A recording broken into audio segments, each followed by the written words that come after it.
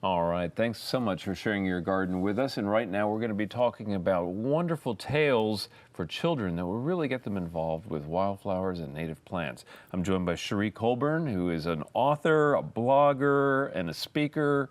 And just a great gal, and we're really pleased to have you on Central Texas Gardeners. Thank you, Tom. I appreciate you asking me to be here. Well, we have a lot of fun things to talk about, including your latest book, which is Bloomin' Tales, which is really directed at children, but I think the adults in our audience would love it as well. But I want to learn a little bit more about how you got into gardening and what fascinates you about a lot of the folk tales associated with plants. Well, I actually have a government and history undergraduate degree. Oh, that makes perfect sense. Yeah. My dad was a dentist. He just retired a few years ago in Athens, Texas. Okay. And he grew tomatoes. He grew up on a tomato farm in Jacksonville, tomato capital of the world. Okay, I did not know that. Then moved to Athens, the black-eyed pea capital of the world, so I couldn't help but go into horticulture at some point. Right, okay. So I grew up, I knew about plants. Mainly I knew what not to do, and that was from when I would weed the garden, and the oxalis ended up naturalizing because they look like weeds to me. Yeah. So I always was exposed to it. One of my grandmothers had a florist shop before I came along, but she had that love of gardening also. So I grew up in it. Yeah. So then after I got my degree, I ended up starting my family a little earlier than I had planned. I was going to go to law school. And hormones kicked in and just kind of changed my life. So I stayed home. Doing that, I guess. Well, I don't hope you don't know about that. But, I ended up staying home with my girls for a few years and had a little business there. And then I went back to school in landscape design. And I've been a landscape designer for 21 years, but I also do learning gardens for schools. And that's really what got me into the legends about the wildflowers. Well, they're a great pathway in, aren't they? They really are. Yeah. They really are. And in doing the learning gardens for schoolyard habitat, I found that the kids had a hard time remembering those Latin names. And an even harder time sometimes with the common names, because one parent called it one thing and another parent called it something else. And so I started gathering all of these legends about the plants so they could remember the names of the flowers. Well, we're storytelling and listening creatures. I mean, that's the best way to learn, obviously. It's the way we're designed. Yeah, generation after generation for, I don't know, a million years, something like that. So let's talk about the book in particular, Bloomin' Tales. First off, it's beautiful. Thank you. Yeah, lovely book to look at. It is. But it's organized around real legends or tales. They are real legends or tales. I've discovered over 600 legends of plants in doing the learning gardens. Wow. They're from all over the world. Every culture tells stories about plants. I wonder why that is. You know, could it be hundreds of thousands of years of agriculture? Well, that, and I think that, you know, we think of flowers as pretty, but culturally, for most places, they're food, they're medicine, they're everything. Sure. They're part of their society, part of their religions, and so they have all those stories to go with them. Right, right. So you have a wealth to choose from. I do. And you've plucked from the backyard, so to speak, for this particular book, really. I have 7 of my favorites, and one of the criteria I had for it was, where did these grow? They need to grow just about everywhere. Right. I want the children to see them in the book and then recognize them when they're driving down the road and be able to tell their parents the story. Right. I do want to mention that there are 2 editions of the book, one specifically for Texas, which is awesome. That's correct. Of course, we are a nation unto ourselves and deserve special attention. And then there's one for the rest of North America, right? There is. And all of these plants, now I do have this, the story about the bluebonnet is the Texas bluebonnet specifically, but lupines grow everywhere. Sure. And it is in that family. So children will still recognize that flower.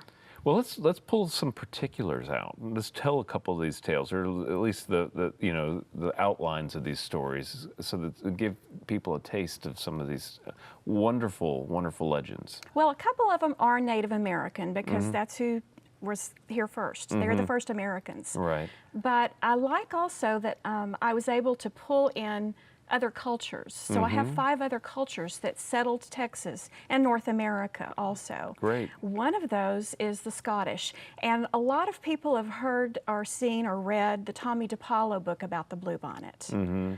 But you know, we have legends a lot of legends about the bluebonnet. And one of them is about a story of Scottish settlers in the Cameron, Texas area. Huh, I'm completely unfamiliar with this, so I'm all ears. There was a fire, a forest fire, and a family went to a stone structure of some sort, probably a fort, to escape the fire, and they were saved. And the legend is that to entertain the children that were there, who were obviously very afraid, the adults had them go to a blue jay nest and take those feathers and put them in their pocket. And as they left the fort with the blackened earth all around them, they planted those feathers, and those became the bluebonnet. And I really love that story because in Scottish tradition, the tam they call the blue bonnet. So it makes sense that that's how it got its name. Okay, so there's lots of cultural connections here. Absolutely. Right. And I named my character in that Thomas. We don't know what his name was. I named him Thomas after Thomas Drummond, who was with one of the original botanists in Texas. Okay, okay. So this kind of magical intervention of children creates the bluebonnets. And I've heard lots of bluebonnet tales. I've never heard that particular one. Share another one. There's one that our producer Linda really wanted to talk about, has Starry Dreams. Starry Dreams is about Misha. And I actually found some of these legends I find 1 or 2 references to, and I've been doing this for 21 years. So I've been looking for them for a long time. And you know, J. Frank Dobie has several allusions to legends, plant legends. But this one specifically, I found in, I think, 12 different locations, very, very diverse places. And it's about a young man, a young Native American warrior who has a dream. And a star comes to him and wants to find a home.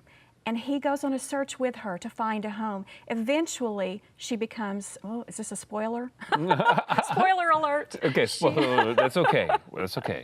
Eventually, she becomes the pond lily. Oh. And that's that white star that looks up back to her home every day. Okay, that's wonderful. And I love the legends, you know, and it is a great memory device for the kids. And the best for way adults. And for teaching the kids Absolutely. too, which is, you know, the whole purpose really of the book is to entertain, but also to instruct. Well, and I'm really excited. My friend Barbara Emroth at University of Texas is asking the Austin School District to implement this as one of their added readings to the children in the 4th grade for history. Well, I think that's wonderful. Yeah, well, those legends kind of do, I don't know, they kind of fill out the picture of our history in a lot of ways and put people in those shoes in a way that straight history maybe doesn't or can't. There's certainly a lot of joy and fun in the book, and I really like that aspect of it. Now, after reading the book, what are you hoping families will do with this material? Well, like I mentioned earlier, Tom, I like the idea of a child being in the back seat, looking outside, seeing a wildflower, remembering the story, remembering the name, and being able to share that with other people. And I also feel like once you know someone and you become intimate with them, as they will with these flowers, then you take better care of them. They become part of your family, and you want to know what's going on with them. Right. And so I'm hoping that children will understand how integral these are to every part of our life. Absolutely, that's beautiful. And one of the cool things about the book too, which I just picked up for a moment and learned a couple of things that are going to stay with me. There are little fun facts at the end of the book that about different plant species, right? So you have the legends section, which are genuine stories, but then you also have lots of little cool facts that will help people too. I do, and I think in working with children, it is easy to get caught up in the stories and everything, and you lose them pretty quickly. But if you can tell them something that they can either gross their friends out with or surprise their friends, then they're going to remember that. And I mean, just for an example, goldenrod is one of the stories in the book, and Firestone tires. The first tires were made from latex from a goldenrod. I had no idea. Yeah. Wow. Not very Who would cost have thought? effective. So discount tires would not be carrying them. Well, it's filled with fascinating facts, and the one that made me chuckle was that water lilies have a colloquial name of alligator bonnets. That's right. Which I found I mean, can't you just see the alligator coming up with the lily on top of its head? I absolutely love that. Well, Cherie, thank you so much for coming on board and sharing your book and your joyful imagination about all of this with us here on Central Texas Gardener. Thank you, Tom. It's been a real pleasure, and I wish you well with your project. And coming up next is our friend Daphne.